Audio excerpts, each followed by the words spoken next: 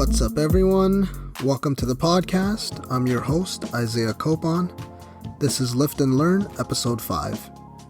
In this episode, I'll be breaking down the importance of the deadlift and talking a bit about creatine. Before that, though, I'll talk a bit about what I've been up to lately, and that might include fitness-related topics, and it might not. If you want to follow me, your host, on Instagram, it's isaiah.copon. The podcast is on Instagram, at Lift and Learn Podcast, and also on Facebook. You can just search Lift and Learn Podcast. With that being said, let's get into the episode. Okay, so what can I even talk about this week? Well, I did finally start my new phase of workouts. Like I said last week, I've moved from doing my compound movements in the 8 to 12 rep range to now more of a 5 to 8 rep range. It's been going pretty well so far, even though it's only been a few days, so it's really too early to tell. This morning, though, I had a 255-pound squat, and my incline barbell bench is slowly creeping up to that 225-pound mark, so I'm reaching new territory in that department, which gets me so amped for every single session. For the past few weeks, more than 2 months now, I've also been perfecting my pull-up form, so I haven't been adding any weight to that movement. I was just doing body weight for the past 2 months. Yesterday, though, I managed to do some pull-ups while adding 10 pounds to my my pull-up belt, so weighted pull-ups are back in the routine, finally. Since I moved into this new phase of training, I also switched up my rest periods just a little bit.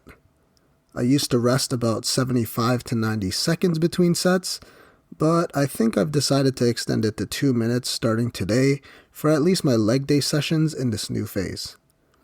I definitely needed those extra 30 seconds to catch my breath between sets, especially as I got towards the end of my workouts, like when I was doing the walking dumbbell lunges. Oh my god, that'll forever be one of my most hated exercises. But I gotta do it because that's one of those movements for me that really target my hamstrings and glute area.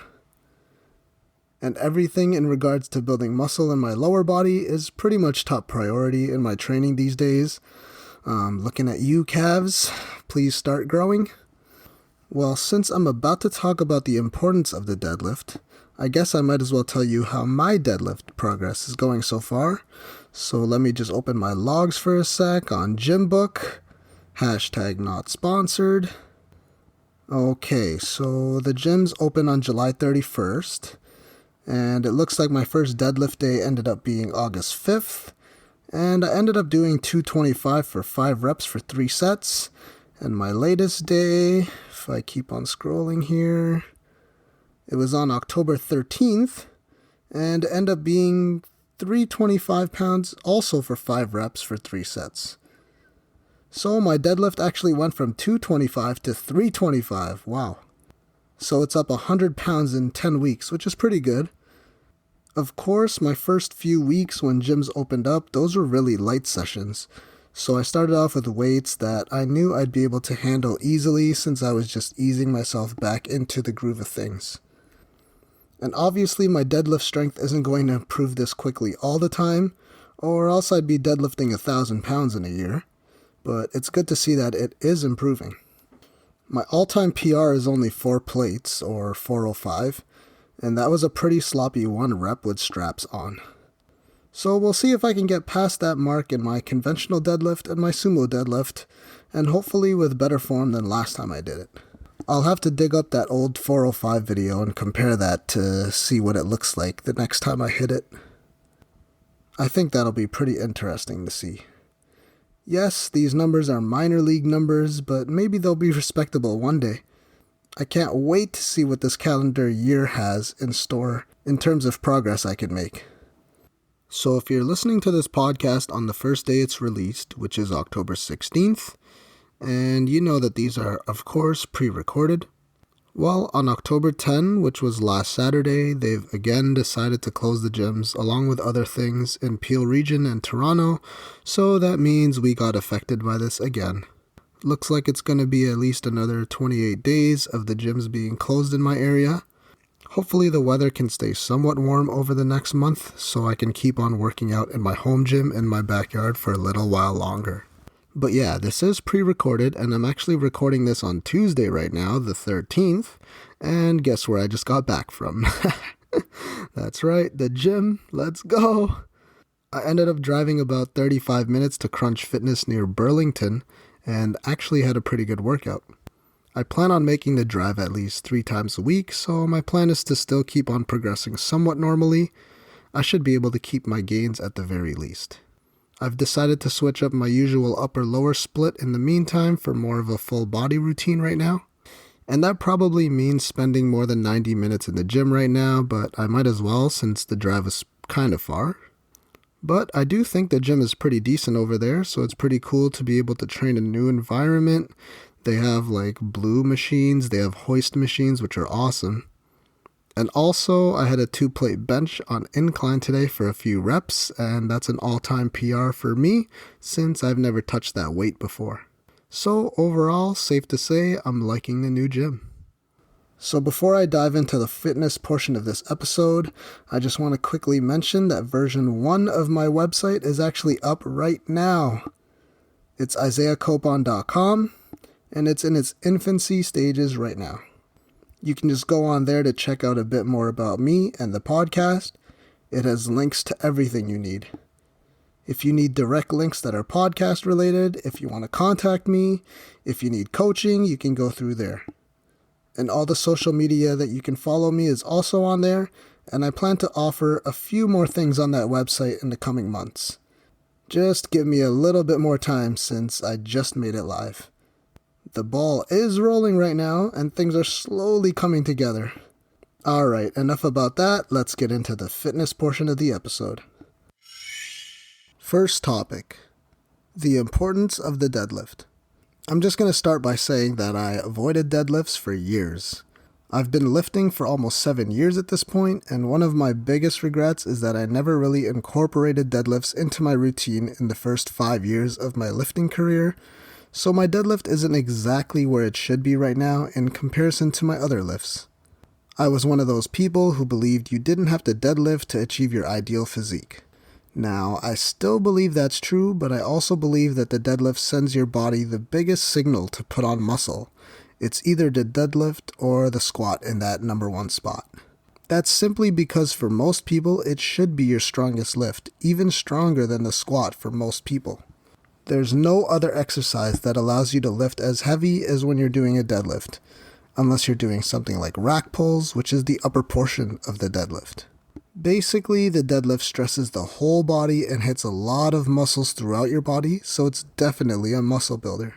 Now, because I didn't practice deadlifts for the first 5 years of my career, I had to take some time a few years ago to really practice the deadlift form because it's super important for you to focus on doing this movement correctly. And this is especially true if it's new to you because it's a lift where you could potentially load a lot of weight on the bar.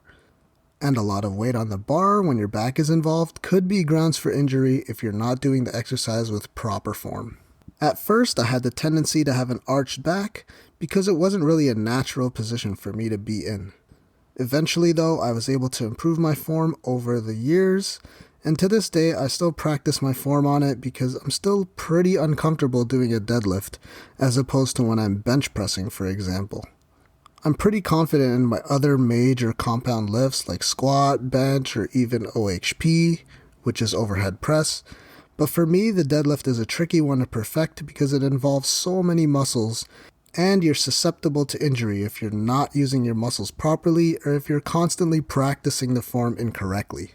So even to this day, I'm working on improving my deadlift every session. And I'm pretty sure I just repeated myself there, but that just shows how important it is. If you've ever wondered why your back might be hurting throughout the day, then here's the best way to strengthen that lower back of yours. To get rid of most pain that you experience, you have to strengthen those areas you're currently weak in. And here's the king of all exercises when it comes to overcoming that lower back pain that you might have every now and then. There are countless benefits to doing deadlifts. You'll develop better posture, build a solid foundation in your core, and you'll build a good amount of muscle in your posterior chain, and that includes glutes, which is your butt, hamstrings, your whole back, and some other minor muscles if you really want to get in depth, like glute medius and the adductors. And when I say it hits your whole back, that includes your lower back, which is a common issue as you get older, and the deadlift will even help with grip strength, which is actually one of the best indicators when it comes to longevity and overall strength. Something as simple as having good grip strength could actually be a pretty good indicator that you're actually a healthy and a strong individual. The deadlift has also been shown to also increase explosivity in movements like a vertical jump, so that's another reason why it's now a staple in my routine.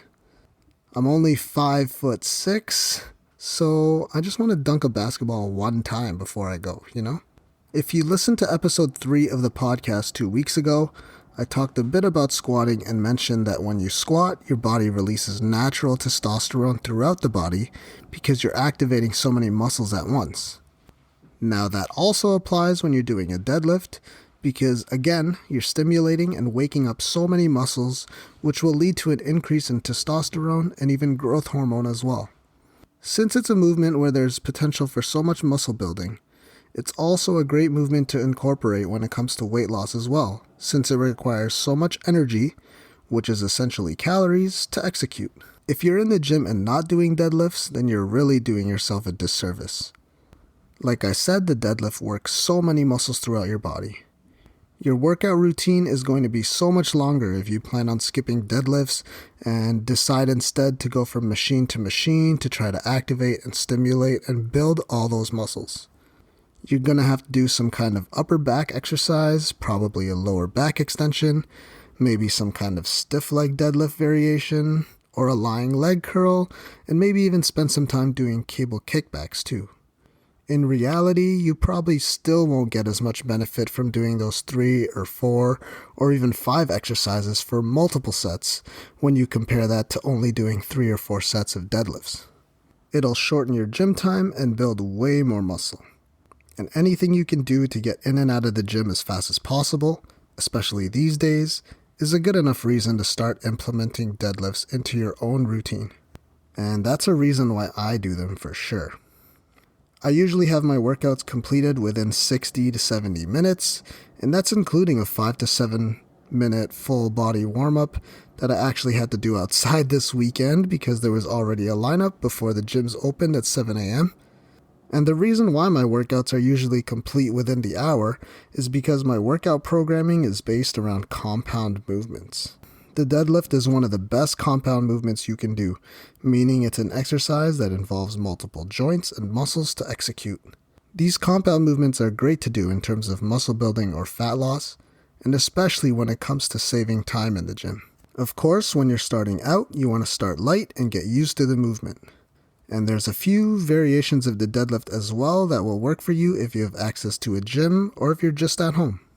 There's the normal deadlift, the sumo stance, and the trap bar deadlift, and they all have general applications to daily life. The trap bar deadlift, according to some research, has great benefits that translate to benefiting athletic performance since it helps you become more explosive. If you've ever seen any athletes train, they spend a lot of time using the trap bar deadlift.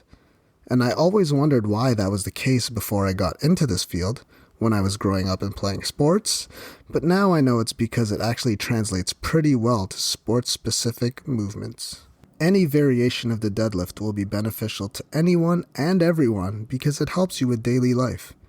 As you get older, you're going to notice that you may find simple things like picking things up off the floor, or even things like getting out of a chair without using your arms. These simple things will start to get difficult, and the deadlift helps tremendously with that.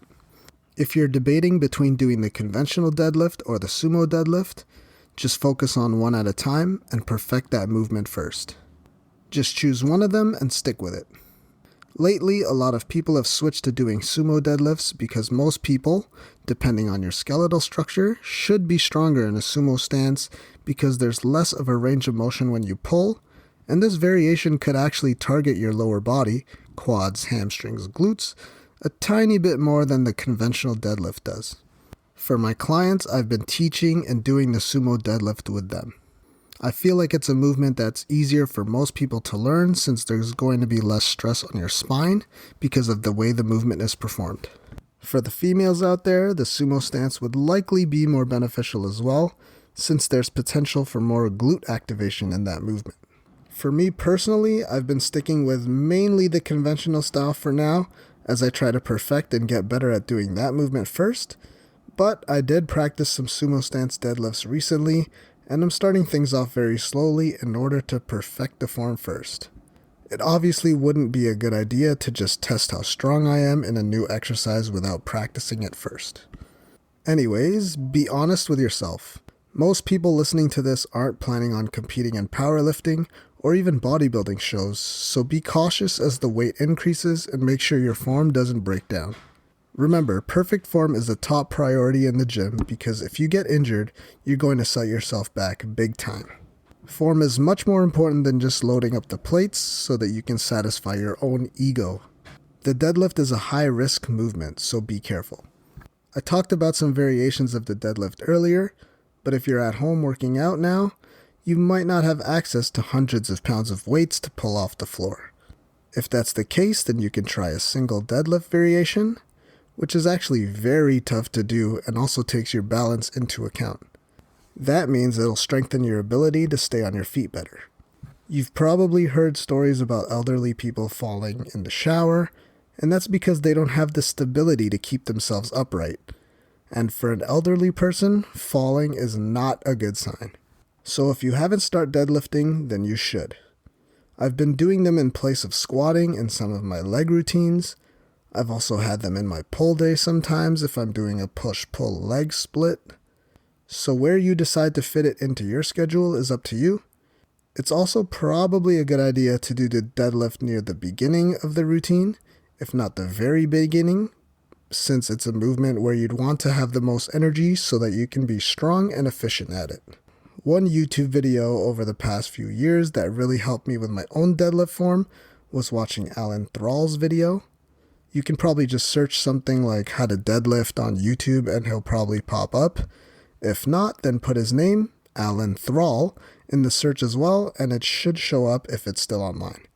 My lifetime goal is to one day pull 6 plates, and I'm not even at 4 plates right now, so I got a long way to go. So if there's anything you can take away from anything I've been saying for the last few minutes, it's that you obviously need to start deadlifting. It's one of the most important exercises you can do in terms of muscle building and fat loss. It's a full body compound exercise that can help anyone improve their own health, no matter what your fitness level currently is.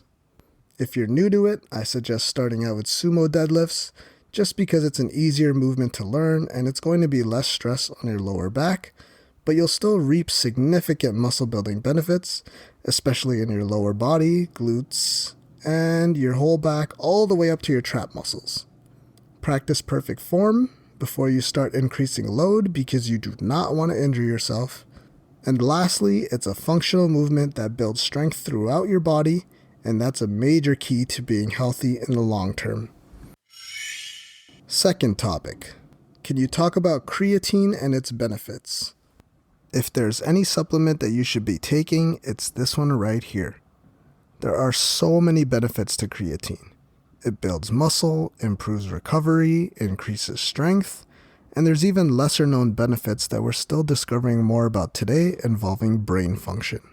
At this point, it's actually the most studied and researched supplement that's out there, and it seems to be the king of all supplements that could find its way into more mainstream foods and sources in the future.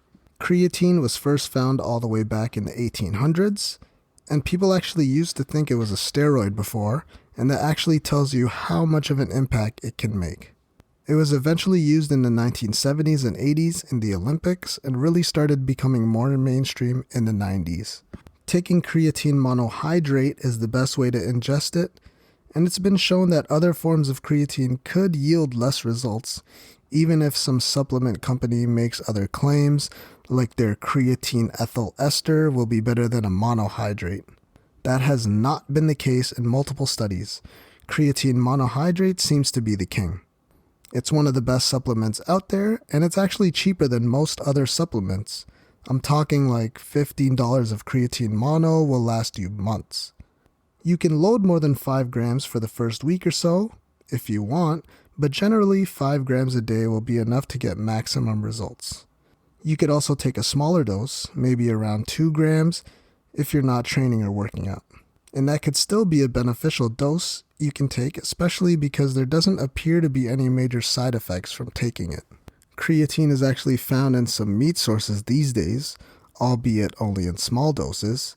If you don't eat meat or you're vegetarian or vegan, then studies have actually shown that those who supplemented with creatine actually reported up to a 50% improvement in some memory and intelligence scores simply because they're missing out on having even those little doses daily.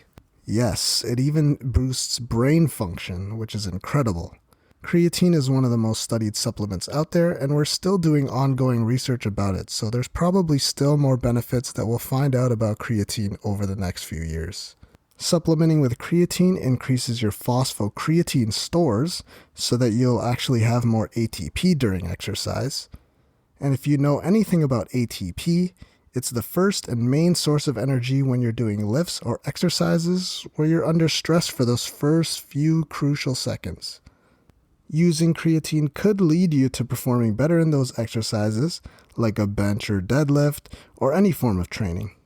It could also help you with HIIT exercises, that's high intensity interval training, because creatine has been shown to improve strength, ballistic power, sprint ability, muscle endurance, muscle mass, fatigue resistance, recovery, and like I said, even brain performance, which doesn't get talked about a lot. There's been studies that show up to a 10% increase in strength in some individuals who resistance train. It's the single most beneficial supplement for adding muscle mass.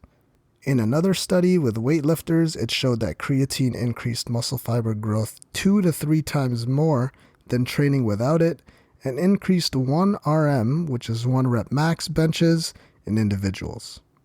There's another 14-week study that showed an increase in leg strength and muscle mass. Another one showing strength increasing 8%, weightlifting performance 14%, and 1 RM bench by 43%. Creatine has even been shown to have some benefits against ALS, and there was a study that extended the survival rate of patients by up to 17%. It could even help fight depression to a certain extent. There was a study that taking creatine alongside an antidepressant could actually help the person recover up to 2 times faster. Clearly, I can go on and on with the studies, but you get my point. It's been proven that creatine works for most people, so hopefully you're not a creatine non-responder, which is just a small percentage of people. There's also a very small percentage of people who may experience nausea and diarrhea while taking creatine, but you should be able to work around this by consuming more food or liquids around your creatine supplementation, or by breaking up your 5-gram daily dose into 2.5-gram doses throughout the day. Like the research has shown, creatine can help you add muscle mass. You've probably heard people saying not to take creatine because you're going to be holding onto water or you're going to get bloated. You might get bloated, maybe, but creatine actually increases the water content in your muscles, not just wherever it feels like. This will in turn speed up muscle growth since it seems to affect nitrogen balance as well. Creatine has been shown to increase strength as well as improved recovery time. Supplementing with it leads to an elevated concentration of creatine phosphate in skeletal muscle. As a reminder, creatine phosphate is a rapid and immediate source of fuel for ATP production, which I mentioned earlier. Now, creatine phosphate depletion is a common cause of fatigue for short-term high-intensity exercises, so it only makes sense that having more creatine before a strength training session should allow you to do a few more reps before you get to that point of fatigue. This will eventually lead to greater overload stimulus. When compared to a placebo, the ones taking creatine showed improvements in muscle mass, strength, and muscle fiber area after 12 weeks. To wrap it up, taking creatine has been shown to have no or very minor side effects, even in a long-term study that lasted 5 years. It's mostly seen as just a bodybuilding supplement these days, but there's benefits even to those who don't exercise. Everyone should be taking it. It's safe and it's cheap for everyone to at least try. Get in 5 grams of creatine daily, and if you don't exercise, you could take as little as 2 grams per day and you could still see some benefits. If you have stomach problems, then try breaking it up within the day so you're ingesting less of it all at once. Instead, you can just take 2.5 gram servings if needed. And that right there concludes episode 5 of the podcast. Thank you so much for listening. If you really enjoyed the episode or my podcast as a whole, then please leave a review and comment on iTunes or whatever your choice of podcast platform is. Also, if you haven't already, you should hit that subscribe button because I'll be releasing episodes every Friday. If you want to follow me, your host, I'm Isaiah.Copon on Instagram. If you want to follow the podcast, you can check out @Lift and Learn Podcast on Instagram. And there's also a Facebook page if you just search Lift and Learn Podcast. Again, thanks for listening, and be sure to tune in next week with another episode where I'll be talking about why resistance training is the best form of exercise you can do, and the importance of sleep and why that could be holding back your progress.